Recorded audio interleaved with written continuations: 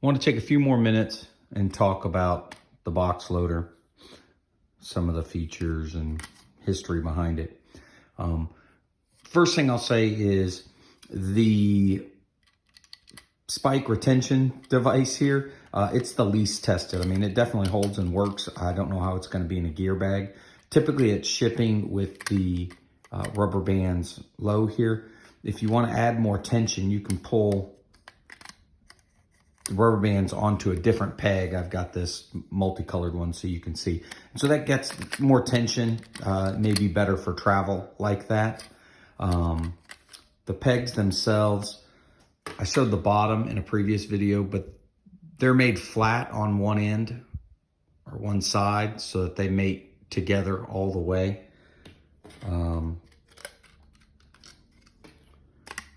But your loader's gonna come with a bag, 4 extra spikes, 3 extra rubber bands. They're all the same size rubber band.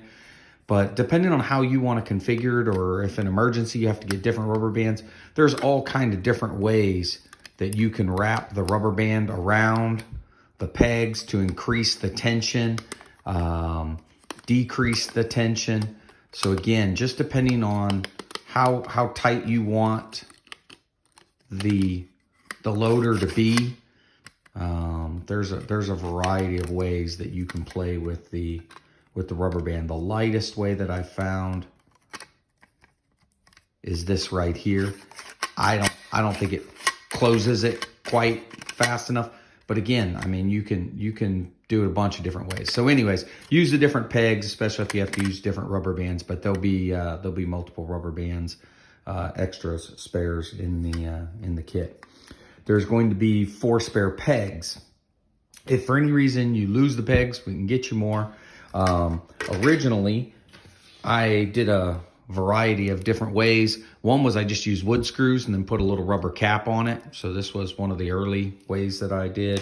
1024 by 3/4 inch bolts.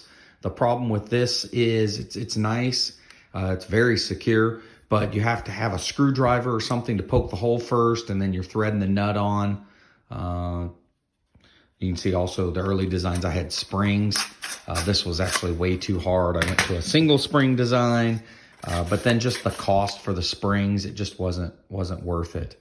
You can also see in the early designs how much I reduced the size. I had a really big lip, so I found kind of the sweet spot for these. Another way, I used some plastic wing nuts.